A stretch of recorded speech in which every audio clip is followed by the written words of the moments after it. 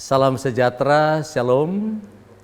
Berjumpa lagi dalam program Cahaya Mansinam, produksi TVRI Papua Barat, media pemersatu bangsa.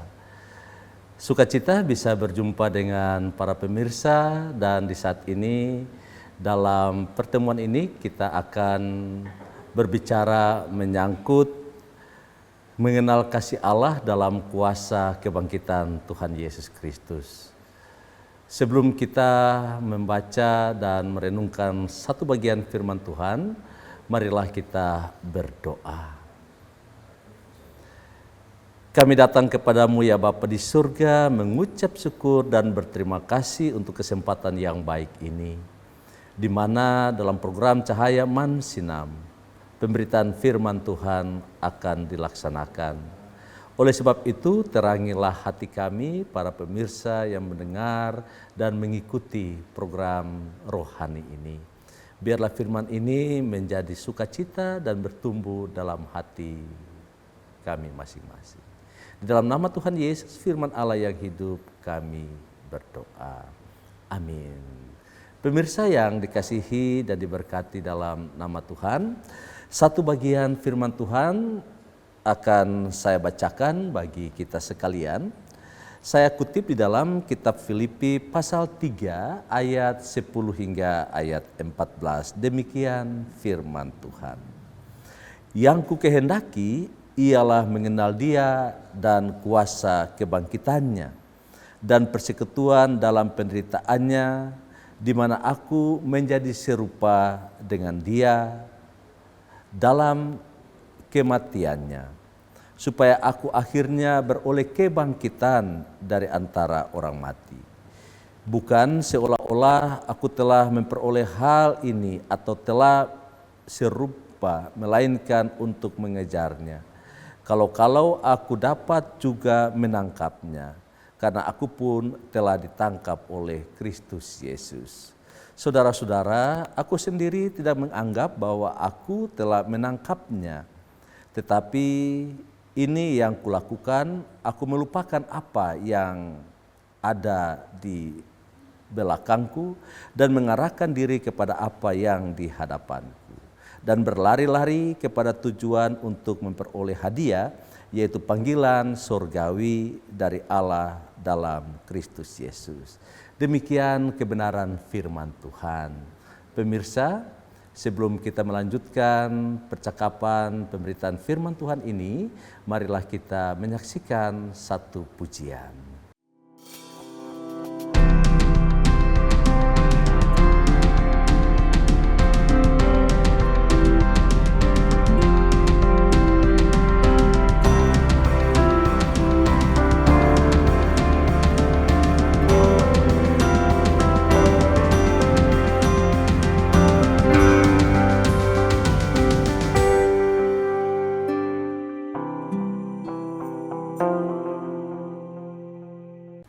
Pemirsa yang dikasihi dan diberkati dalam kasih Tuhan, tema dari bagian firman Tuhan yang telah saya bacakan tadi adalah mengenal kasih Allah dalam kuasa kebangkitan Tuhan Yesus. Pemirsa, berbicara tentang kebangkitan adalah merupakan tema-tema yang dipercakapkan atau diuraikan oleh Injil-Injil, tetapi juga disampaikan oleh surat-surat yang salah satunya ditulis oleh Rasul Paulus. Ada beberapa hal yang menjadi dasar daripada pemberitaan kebenaran firman Tuhan dalam tulisan Rasul Paulus di sini, bahwa kebangkitan orang mati akan ada oleh karena Yesus telah bangkit. Ini sesuatu hal yang tidak masuk di akal sehat dalam pemikiran logis manusia, saudara-saudara. Tetapi beracu kepada kebenaran firman Tuhan bahwa Paulus menghendaki adalah untuk mengenal Dia, mengenal Yesus Kristus dalam kuasa kebangkitannya. Kenapa hal ini menjadi suatu tujuan yang penting daripada Rasul Paulus? Ada dua hal. Yang pertama, Rasul Paulus menyampaikan bahwa yang menjadi sasaran dan tujuan daripada kehidupannya selama ada di dunia ini adalah untuk memberi buah, untuk bernilai bagi banyak orang, untuk memberikan sukacita, menjadi berkat bagi setiap orang yang dia jumpai. Nah, yang kedua, akhir daripada memberi nilai di dunia ini, selama Tuhan memberikan kesempatan bagi Paulus dan kita semua tentunya, maka kita percaya saudara-saudara bahwa itulah perbuatan baik, nilai-nilai kebajikan itu yang kita bawa kepada Tuhan di surga melalui proses kebangkitan kita kelak. Saudara-saudara, di dalam ayatnya yang ke-10 lebih jauh Rasul Paulus menekankan bahwa memperoleh persekutuan dalam penderitaannya di mana aku menjadi serupa dengan dia dalam kematiannya. Di sini kita bisa melihat para pemirsa yang dikasih dalam kasih Tuhan Yesus, ada nilai yang harus dibayar untuk memperoleh kehidupan yang kekal. Saya yakin bahwa setiap pemirsa siapapun merindukan dan mendambakan bahwa di akhir daripada kehidupan ini ada kehidupan yang kekal, ada kehidupan yang abadi. Nah, untuk memperoleh kehidupan yang abadi dan kekal itu tentu berawal dari bagaimana sikap kita memandang hidup, menjalani kehidupan, bagaimana sikap kita dan karakter kita untuk bernilai bagi banyak orang.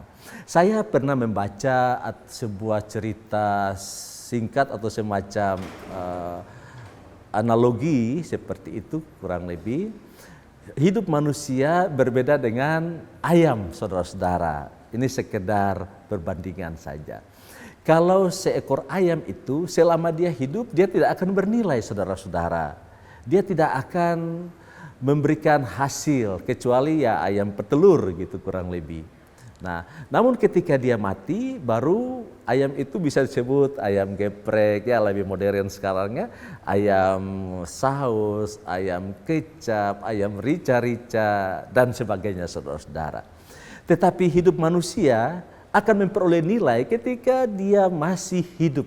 Ya, ketika dia masih diberikan kesempatan untuk menjalani kehidupan, karena setelah dari kehidupan itu dia tidak lagi akan bernilai. Ya, karena apa? Karena dia akan mempertanggungjawabkan apa yang telah dilakukan di dalam kehidupan ini. Nah, saudara-saudara yang dikasih dalam kasih Tuhan Yesus, Rasul Paulus memiliki pemahaman yang sangat penting dan dibagikan kepada kita, bahwa selama kita diberikan karunia, diberikan kesempatan, diberikan kehidupan oleh Tuhan sampai milik kehidupan ini, maka ada hal yang sangat prioritas untuk kita kejar, untuk kita gapai. Hal lahiriah itu penting, makan, minum, pakai, ya, sandang, pangan, dan papan itu penting untuk menjalani kehidupan. Tapi juga sebagai anugerah Allah ketika kita dikaruniakan berbagai kelengkapan kehidupan saudara. Tetapi bagi Rasul Paulus dan melalui kebenaran firman Tuhan yang menjadi target, menjadi prioritas utama untuk hidup diberkati pada saat ini maupun untuk menerima kasih karunia Allah dalam kehidupan yang kekal, yaitu bagaimana kita memberikan nilai dalam kehidupan dan bagaimana kita menjalani hidup itu dengan beriman kepada Tuhan.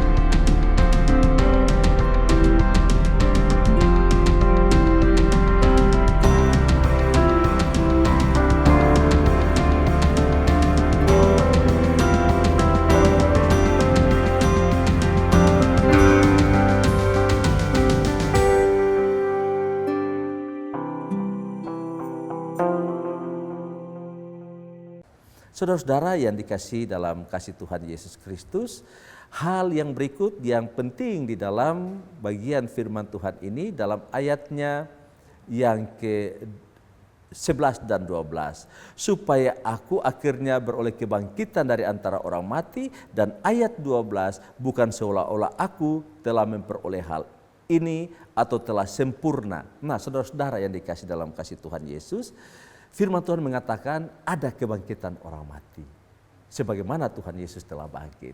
Dan Paulus menekankan hal yang penting adalah bagaimana kehidupan yang kita jalani ini, kita hidup berpadanan dengan kasih Kristus.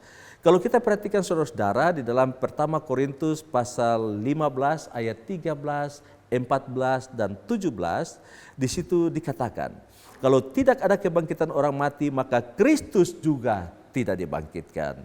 Tetapi andai kata Kristus tidak dibangkitkan, maka sia-sialah pemberitaan kami, sia-sialah juga kepercayaan kamu, dan jika Kristus tidak dibangkitkan, maka sia-sialah kepercayaan kamu dan kamu masih hidup di dalam dosa. Pertama Korintus pasal 15 ayat 17. Nah, saudara-saudara yang dikasihi dalam kasih Tuhan Yesus Kristus, kita percaya bahwa kasih Tuhan akan tetap menaungi kehidupan kita sekalian. Yang menjadi tantangan, yang menjadi pertanyaan untuk kita evaluasi, untuk kita renungkan saudara-saudara, pastikan kita merespon setiap kasih karunia Tuhan dalam kehidupan kita. Sebagai orang yang percaya kepada Bapa di surga di dalam Tuhan Yesus, kita percaya bahwa kita telah ditebus. Saudara, Bapak, Ibu permisa juga telah ditebus, diberikan pengampunan dan memperoleh keselamatan. Respon kita adalah bagaimana meresponi kasih karunia Allah yang tidak ternilai dan tidak terbatas itu. Bagaimana cara kita meresponi? Pertama, manfaatkanlah setiap detik kehidupan. Untuk apa? Melakukan kebajikan-kebajikan. Ketika kita menabur yang baik, percaya saudara-saudara, kita akan menuai yang baik. Ketika kita menabur kebenaran-kebenaran, maka kebenaran-kebenaran itu juga akan menyambut kita di hari-hari yang akan datang. Hal yang kedua, untuk meresponi kebaikan dan kasih karunia Tuhan itu bukan sesuatu yang mudah, bukan sesuatu yang gampang, bukan sesuatu yang bisa saja dilaksanakan tanpa ada tantangan, tanpa ada masalah, tanpa ada persoalan. Tetapi hadapi semuanya itu dengan kuasa kebangkitan Tuhan Yesus. Hadapi semuanya itu dengan yakin dan percaya bahwa ketika kita menabur kebaikan, ketika kita memberikan dan menyatakan kebenaran dengan ketulusan hati, dengan kemurnian hati, Allah ada di pihak saudara. Membuat atau melaksanakan kebaikan, kita tidak mengalami kekurangan, kita tidak mengalami kerugian. Tetapi yang utama adalah kita percaya bahwa hidup yang sedang kita jalani ini, kita pun akan menuai kasih karunia dan kebaikan-kebaikan. Mungkin sebagai orang tua, kita tidak memperoleh itu, kita tidak mendapatkan itu saudara. Tetapi ketika selama kita hidup, kita melakukan perkara-perkara yang baik, bernilai bagi orang lain, bernilai bagi masyarakat, bernilai bagi bangsa dan negara, bernilai bagi sesama yang sekecil apapun kehidupannya, maka kasih karunia Tuhan akan menyertai kehidupan kita. Anak-anak kita akan menuai kebaikan-kebaikan itu. Generasi kita akan menerima sukacita oleh karena kebaikan kita sebagai orang tua.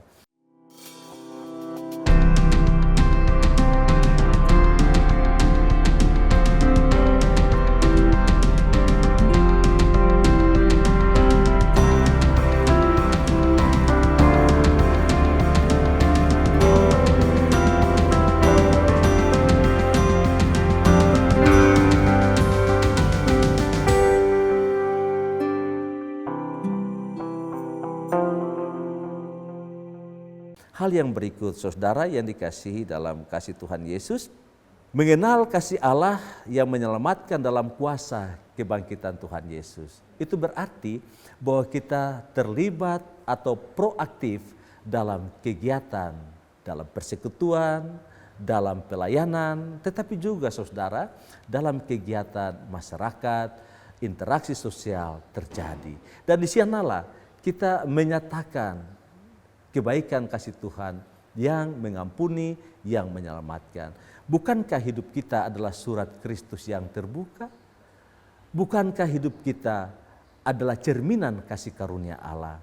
Maka oleh sebab itu saudara-saudara, kesempatan ketika kita diberikan anugerah Allah, dalam menjalani kehidupan ini. Pergunakanlah semuanya itu untuk kemuliaan nama Tuhan, tetapi juga untuk menjadi berkat bagi banyak orang. Saya teringat saudara, ada satu syair lagu, hidup ini adalah kesempatan. Kesempatan untuk apa? Kesempatan untuk memuliakan nama Tuhan.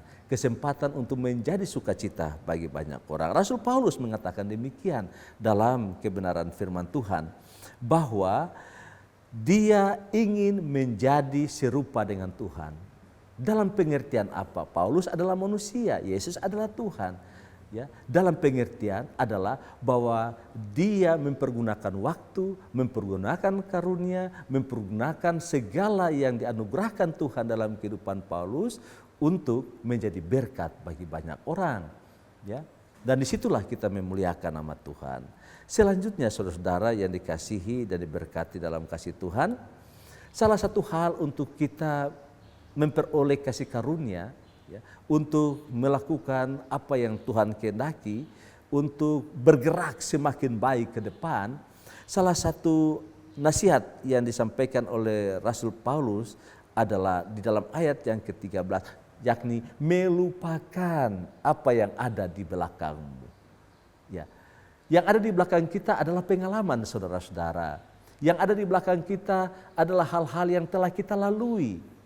Mungkin ada sukacita, mungkin ada duka cita, dan itu sudah pasti. Ya, ada hal-hal yang harus kita lupakan. Karakter-karakter yang buruk, karakter-karakter yang tidak berempati, tidak peduli terhadap sesama kita, dilupakan. Ya. Rasa syukur oleh karena kebaikan kita, kebaikan yang Tuhan berikan bagi kita, kita nyatakan di dalam segala perbuatan baik kita ke depan. Dan dengan melupakan yang apa di belakang, serta mengarahkan pandangan ke depan, kita berlari menuju tujuan. Rasul Paulus mengatakan di dalam kebenaran firman, hidup ini adalah perlombaan saudara-saudara. Kita tidak mampu melewati perlombaan kehidupan ini dengan kekuatan diri kita sendiri. Tetapi kita memperoleh kekuatan ekstra, memperoleh hikmat Allah, memperoleh anugerah Allah dalam menjalani kehidupan ini. Ya, hidup ini digambarkan sebagai sebuah media pertarungan, media perlombaan. Ya, perlombaan menghadapi diri sendiri dengan berbagai situasi kegelisahan kehidupan, perlombaan di dalam menghadapi tawaran-tawaran dunia yang menyesatkan, perlombaan menghadapi berbagai tekanan-tekanan kehidupan. Dengan kekuatan kita sendiri tidak mungkin kita melewati berbagai tantangan dan pergumulan-pergumulan dunia itu. Kita memerlukan kasih dan anugerah Tuhan. Siapapun dia saudara-saudara, kapasitas dan status sosial tidak akan pernah menjamin ada keselamatan yang kita peroleh. Kemapanan dan kenyamanan kehidupan yang kita nikmati hingga saat ini belum tentu dan tidak menjamin keselamatan jiwa pada hari terakhir. Tetapi yang diperlukan adalah pertama, berimanlah teguh saudara-saudara kepada Tuhan Yesus yang telah sengsara, yang telah menderita, yang telah mati dan bangkit naik ke surga untuk menebus dosa-dosa kita. Dan hal yang berikut yang kita harus perhatikan dengan baik, ya, dengan serius adalah seperti yang dikatakan oleh Rasul Paulus. Saya kembali dalam ayat yang ke-10, yang ku kehendaki ialah mengenal Dia dan kuasa kebangkitannya. Saudara-saudara, perlu kita perhatikan kehidupan yang sedang kita jalani ini. Begitu banyak tantangan, begitu banyak persoalan, begitu banyak masalah kehidupan di tengah-tengah dunia ini. Satu hal yang pasti, ketika kita mengenal kasih Tuhan, mengenal anugerah Tuhan, sekaligus meresponi kasih dan anugerah Tuhan itu, ya, maka percayalah saudara, tantangan boleh besar, tantangan boleh berat, tetapi katakan dengan iman, Tuhan yang saudara sembah, Tuhan yang kita imani di dalam Yesus Kristus adalah lebih besar kuasanya dari persoalan-persoalan kehidupan kita. Kita memiliki persoalan ekonomi, mungkin makan kali ini tercukupkan, tetapi besok, lusa, 1 minggu ke depan kita harus bergiat, kita harus berkeringat saudara. Kita memiliki masalah finansial, kita memiliki masalah relasi kehidupan dengan sesama, kita memiliki masalah-masalah dalam interaksi sosial dan sebagainya. Hidup ini penuh masalah. Tetapi satu hal yang pasti saudara-saudaraku, melalui kebenaran firman Tuhan, yaitu mengenal kasih Allah yang menyelamatkan dalam kuasa kebangkitan Yesus, kita dapat melalui semuanya ini.